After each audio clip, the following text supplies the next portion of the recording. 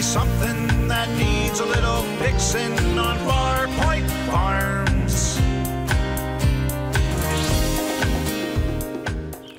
Hey guys, it's Eric, owner of Farpoint Farms here in the mountains, North Carolina. Different background, you know? Never take you up here to the top. And since there's no garden this year, the Volvo here is parked exactly where that garden would be. I decided to do a review of this. There's a lot of all-wheel drive cars on the market, and most nearly all of them are going to be better choices than this one. The reason that I picked this 2001 Volvo V70 or XC70 is that I worked on these cars when they were brand new. I worked on them when they were under warranty, and I worked on them all the way up, professionally anyway, until 2014. Then I worked on them some all the way up to, 2018, before I finally retired from full-time work and went into a different field. But check it out. It's a fine automobile, sort of. These cars were pretty good cars right up through about 60,000 miles, like most European cars, your BMWs, your Saabs, cars like that. Those things are all about the same. They got 60,000 miles of engineering built into them, and they will go much, much farther, but you are going to have to do what we call throwing the wallet at it. Every time you see me, you're going to need to throw me some money out of your wallet in order to keep these things going. So this has been no exception. I got this car for $500 from a coworker who was going to donate it, and I had brand new tires on it. I thought, well, you know what, man, I need a winter car because mine was smoking pretty bad, another Volvo, in fact, and this one only had 130,000, I think it was, 140 maybe, only. And so since I knew how to work on them, I thought, yeah, I'll get this. So here it is. They made these things from 2001, this generation, all the way through 2007. I think some were sold as 2008 models, but they're probably just leftovers. Before changing the design again, most of your V70s or S60s or S70s came with a 5-cylinder non-turbo, about 50-50 actually, came with a turbo, and you have a low-pressure turbo, which this car is equipped with, or a high-pressure turbo, which you could find in some of the sportier cars or the R models. Very decent engine, like mechanically speaking, and I mean this in the purest of mechanical senses. This car will last a very long time. You can easily get 350,000 miles out of the original bearings, rings, and such. But where this car fails is its sophistication, its lack of durability in those parts that they added onto it. This uses something called a PCV flame trap box. They were notorious for sludging up, clogging. Then you blow out cam seals, the customer drives a few miles, and pow, starved of oil, the engine self-destructs. In fact, this car, when I bought it, had blown out a cam seal, and so it had an oil light on, it had very low oil pressure, and no oil in it. And I fixed all of that, put a new timing belt on it, replaced the cam seals and all that. And the oil issue continues because the bearings are scored. But it's still drivable, and for $500, you just kind of cruise in it. It is all-wheel drive. It uses a viscous coupler setup, which is different than most manufacturers use. So it's not, well, I won't say it's any better or worse than Honda or Toyota or Subarus, but it's definitely its own unique design, which, you know, the Europeans do love to do that kind of stuff. Up here in the front, I always get people to laugh when I show them this. Yeah, it's got headlight wipers because, you know, those are necessary. I'd rather have a reliable car myself, but headlight wipers, yeah, they're important too, right? Now, I will say a lot of positive things about this car, so just the fact that I'm kind of ragging on it up front is because it is a Volvo, and they just have their own reputation for them. Some people love them. I love them because they made me wealthy. I'm working on them.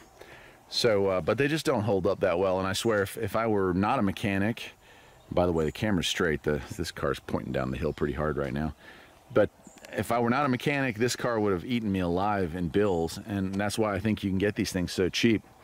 I'm going to go ahead and come on into the inside. I'll show you that I have the seats folded down. In fact, I have the seat bottoms removed right now because I've been doing some camping in this thing, and it's spacious. I mean, other than headroom, this is as big as a Sienna minivan's interior cargo space, so pretty nice.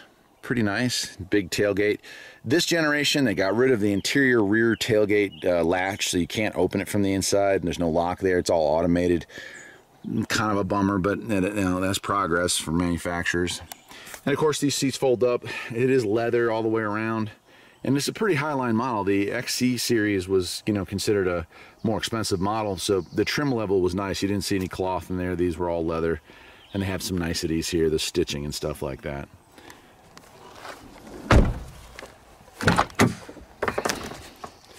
In the front, well, fake wood grain dashed accents on this one. Stitching on the seats, which was really nice.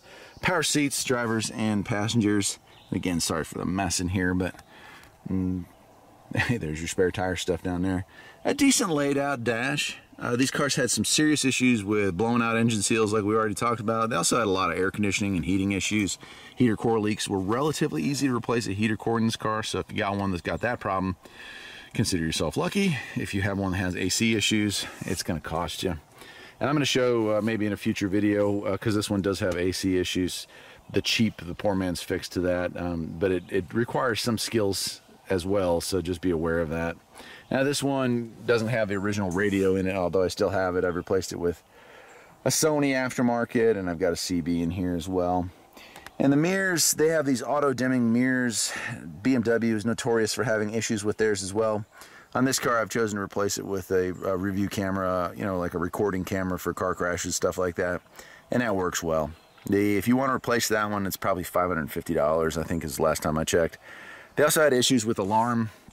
The alarm would go off and drain the battery. That lives up underneath here, and is also about a $550 fix. Does take, I think it's like an 18 or 19 gallon tank, and it's thirsty. This car only averages about 17 miles to the gallon. Up here on the highway, you can get it to about 22, 23, but don't expect much more than that. Like all-wheel drives, if you have one blowout and your tires are halfway worn, you're really supposed to replace both. And I'll tell you, if you don't, you're not going to like it. I do like the XC70 did come with some kind of upgrades. It's got these kind of a kick shield underneath here, so if you run over stuff in the snow, hitting rocks or whatever, that's good. Also came with fog lights that work pretty good. So overall, you know, these cars drive really nice. Tons of power. This one, the 2001s and some of the 2002s had major transmission issues. So here's a car with 100, and I think it's got 55,000 on it right now. It's had the throttle body replaced. That was a huge issue that they had to be sued into fixing. It's had the transmission replaced. I don't know when the mileage it was replaced at, but the transmission should definitely last more than 130-something thousand, which is when I bought it. When I bought it, the cabinet or the heater fan, the radiator fan was bad. It was under a recall, but since it wasn't under a safety recall because no fires or anything like that, it had expired. It had already been 10 years, so I had to pay for that myself. Radiator failed maybe 6 months after I put the fan assembly in it. Oh gosh, and the list goes on and on. Brake-wise, I've had to replace both front calipers due to sticking issues. I've had to replace the rotors all the way around and the pads all the way around, but some of that's rust stuff. These cars had terrible issues with control arm bushing failure. This has been replaced at least twice that I'm aware of. It's an aftermarket control arm altogether, and it's failed again, which means you can't rebuild it. You have to buy another aftermarket. Window regulator issues. This window you can see sticking up ½ an inch. That's not by design. That is the window regulator self-destructed. It's riveted in. It's a real hassle to replace. On this one, since it's just me driving it, I didn't fix it all the way. I just drilled out all the rivets, took the thing out, and took a hammer to it and got it as straight as possible and put it all back together again so the window goes up and down. Yeah. Now, I will say a couple of really good things about this car, and we'll wrap this up, and that is this. The car is tough. You know, it's built tough. Like, it's not reliable, but you can see there's a dent. I got into an accident. Somebody hit me on the highway here just last month. Like, damage to his car was severe. Damage to my car is non-existent, really. I mean, if it was a brand new car, I'd be really upset, but, you know, who cares? Oh, on the list of things that break on these, there's a wiring harness that goes down into the rear tailgate. Those break. This one has twice that I'm aware of. I'm not going to go around the back because I left the license plate on it, but it does have a rear wiper. It does have a handle to pop the rear up. Hatches on these are a big improvement than the earlier ones. They stay up. They don't tend to have an issue. This one had the sunroof rails, but it didn't have the crossbars installed when I got it, so I don't know what happened to those. But it is handy sometimes for hauling wood or whatnot to be able to strap stuff to the top. So yeah, there it is. Suspension-wise, struts have been replaced up front. Strut mounts were a huge problem on these cars as well. Not a relatively expensive part, but time-consuming, and most techs didn't know that you could just do the mounts, so they'd sell them quick struts. You're talking about $1,000 there. Again, like everything that goes wrong in this car is $1,000. If I were to fix the AC the right way on this, that'd be $1,000, $550 for the air compressor, and then you know, the install time I think is four something because you got to do the evac and recharge. So would I recommend somebody buy a Volvo XC series car, or for that matter, honestly, any Volvo? I hate to say this, but I used to say it even when I worked on them at the dealership. No, I don't recommend these cars unless you're a mechanic or very mechanically inclined. And even then, all you're really going to be saving on is labor costs, because these problems are still going to come down. That trap box issue or a timing belt replacement on this car with a blown seal, that's like $1,500 to $1,800. And again, that's why I could afford to live where I live right now. Is these cars paid my bills. Every one of them that came through the door, you know, if it had over 80,000 miles, it probably had crankcase pressure built up, and that's pulling off the intake and all that. So just not a great car for somebody to own. Subarus, you know, the head gaskets fail on those, but that's about all that really goes wrong on a Subi, except for the new ones, which I also wouldn't recommend. They have oil consumption issues, transmission issues. It's almost like they bought a Volvo and tried to copy it or something in those later ones. But yeah, I'd stay away from anything 2013 and newer on a Subaru, but these cars will definitely get you if you let them.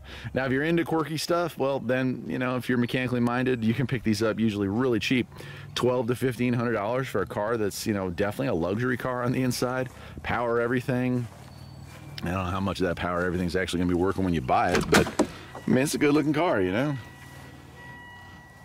So my wife says I have what's called abused spouse syndrome. That means that if I get out of one damaging relationship with a Volvo, I just go right back to another Volvo. And I think she might actually be right. I guess I'll leave it at that, my friends. I'm Eric, the owner of Farpoint Farms. Hope you enjoyed this very real, very truthful review of the Volvo XC70, 2001 to 2007.